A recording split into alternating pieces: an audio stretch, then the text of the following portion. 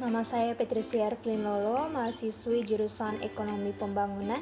Di sini saya akan mereview dan menganalisis dari Jurnal Analisis Perdagangan Indonesia pasca pemberlakuan AECTA Studi Komparatif Indonesia-Cina dari sisi ekonomi internasionalnya. Permulaan abad 20 menjadi awal dimulainya hubungan perdagangan internasional. Perekonomian nasional menjadi saling berhubungan. Hubungan ini sering disebut dengan istilah globalisasi, yaitu pergerakan ke suatu perekonomian global. Efek dari perekonomian luar negeri dengan adanya perdagangan internasional akan berpengaruh terhadap perekonomian domestik. Setiap perekonomian internasional menghubungkan negara-negara melalui dua jalur. Yang pertama yaitu perdagangan barang dan jasa atau sektor real dan sektor keuangan. Hubungan perdagangan berarti adanya beberapa produk dari suatu negara yang diekspor ke luar negeri. Sementara beberapa barang yang dikonsumsi atau diinvestasi di dalam negeri diimpor dari luar negeri. Untuk dapat meningkatkan pertumbuhan ekonomi, maka mutlak bagi suatu negara untuk membuka perekonomiannya dengan melakukan perdagangan dengan berbagai negara, atau dalam konteks perekonomian yaitu disebut dengan melakukan perdagangan internasional. Nah, kemampuan Indonesia dalam memproduksi output yang dapat diterima di pasar global menjadi hal yang tidak bisa ditawar lagi, mengingat kenaikan pertumbuhan ekonomi dapat ditentukan secara signifikan melalui peningkatan net ekspornya. Pada tanggal 4 November 2010, pemerintah Republik Indonesia bersama ASEAN menandatangani Framework Agreement on Comprehensive Economic Cooperation between Association of Southeast Asian Nations and the People's Republic of China melalui perjanjian ASEAN China Free Trade Area (ACFTA) ini, maka ASEAN mulai melakukan pasar bebas di kawasan ASEAN China. Dan khusus di negara-negara ASEAN, Indonesia, Singapura, Thailand, Malaysia, Filipina, dan Brunei telah menerapkan bea masuk 0% per Januari 2004 untuk beberapa produk berkategori Early Harvest package. Pada periode 1990 sampai 2009, pertumbuhan ekspor Indonesia ke Cina 7,9% per tahun, jauh lebih rendah dibandingkan dengan pertumbuhan impor Indonesia dari Cina 17,1% per tahun. Ini menunjukkan bahwa kemampuan penetrasi produk Cina ke pasar Indonesia relatif lebih tinggi dibandingkan kemampuan penetrasi produk Indonesia ke pasar Cina. Dalam konteks ini, pemberlakuan ACFTA dikhawatirkan akan mendorong peningkatan penetrasi produk Cina ke pasar Indonesia. Selain polanya yang semakin tidak menguntungkan, Indonesia juga menghadapi permasalahan struktural di dalam menjalin hubungan dagang dengan Cina. Terdapat indikasi bahwa struktur perdagangan Indonesia dengan Cina bersifat asimetris, yang artinya di satu sisi struktur ekspor Indonesia ke Cina masih sangat didominasi oleh produk primer seperti minyak dan gas hasil pertanian dan pertambangan. Lebih dari itu, terdapat kecenderungan bahwa produk primer di dalam struktur ekspor ke Cina bukannya melemah tetapi justru mengalami peningkatan. Di sisi lain, struktur impor Indonesia dari Cina lebih banyak didominasi oleh produk industri pengolahan dengan proporsi yang cenderung terus meningkat. Aryo Perbongso CTD tahun 2009 melakukan studi tentang ancaman ACFTA. Menurut Aryo ini, dengan membandingkan neraca perbandingan Indonesia-Cina dari tahun 1999 sampai 2007, Indonesia mengalami surplus perdagangan dengan Cina.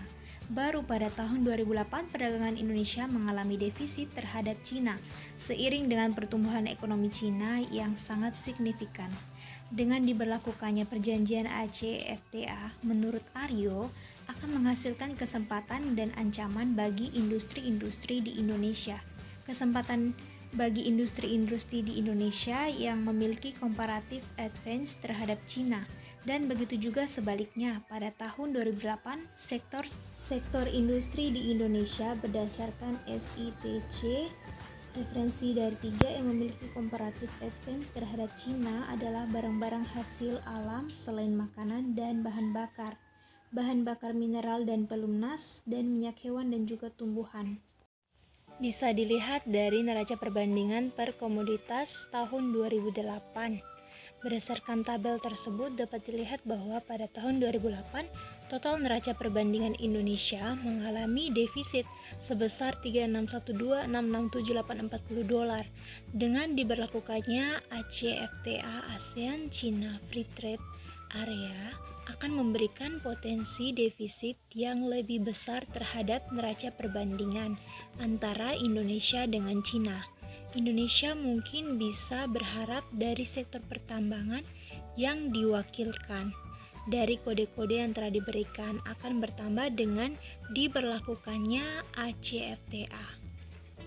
Kegiatan produksi atau proses di sini berbeda dengan masing-masing negara, tergantung pada faktor yang dimiliki oleh negara tersebut. Suatu negara bisa memiliki lebih banyak atau lebih sedikit dari masing-masing faktor produksi dibandingkan dengan negara-negara lainnya. Menurut teori Heckscher-Ohlin, hal ini menunjukkan keunggulan komparatif dari masing-masing negara yang melakukan perdagangan internasional. Nah, secara sistematis dapat dikatakan bahwa ekspor merupakan sisa atau residu dari total produksi nasional YT setelah dikurangi dengan kebutuhan total untuk konsumsi dalam negara CD, atau XT sama dengan YT kurang CDT, di mana T itu merupakan periode waktu. Dengan demikian, maka ekspor atau X akan lebih tepat bila disebut dengan sisa yang dapat diekspor atau exportable surplus. Model ini hanya berlaku bila YT lebih besar daripada CDT, di mana YT ini merupakan sisa atau residu dari total produksi nasional, dan juga CD yaitu setelah dikurangi dengan kebutuhan total untuk konsumsi dalam negara, dan T merupakan periode waktu. Bila ketentuan-ketentuan tadi tidak dipenuhi, maka tidak ada lagi exportable surplus. Persamaan identitas tersebut sebenarnya bersumber pada dasar pemikiran Keynes yang murni, yaitu Y sama dengan C tambah I tambah G tambah X dikurangi M, di mana Y sendiri yaitu GDP, produk domestik bruto, C yaitu konsumsi masyarakat, I total investasi masyarakat, G total konsumsi pemerintah, dan X ekspor, dan M merupakan impor.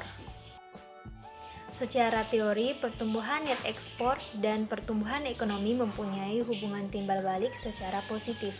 Artinya, jika pertumbuhan net ekspor naik, maka pertumbuhan ekonomi juga naik.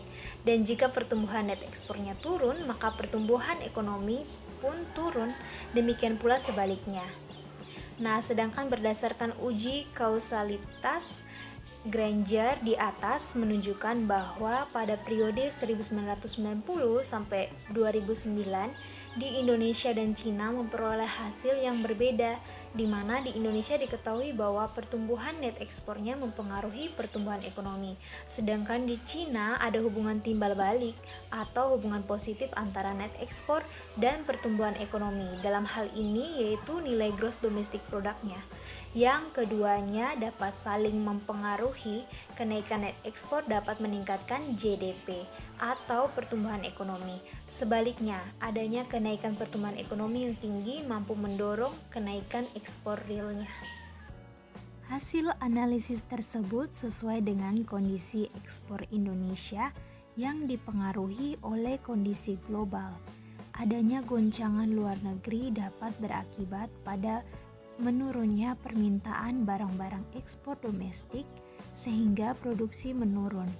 Adanya penurunan produksi mengakibatkan para pekerja atau buruh mengurangi konsumsi dan investasinya sehingga pendapatan nasional juga menurun, yang pada akhirnya menurunkan pertumbuhan ekonomi. Begitu pula sebaliknya, jika kondisi luar negeri mengalami perbaikan, ini akan berdampak pula pada kenaikan permintaan ekspor Indonesia, sehingga permintaannya akan meningkat. Dan para buruh dan pekerja pabrik lainnya juga mampu meningkatkan konsumsi dan investasinya yang berujung pada peningkatan pertumbuhan ekonomi. Alasan lainnya karena pasar domestik di Indonesia sangat luas sehingga sebagian besar ekspor terserap di dalam negeri. Sekian review dan analisis singkat saya. Terima kasih.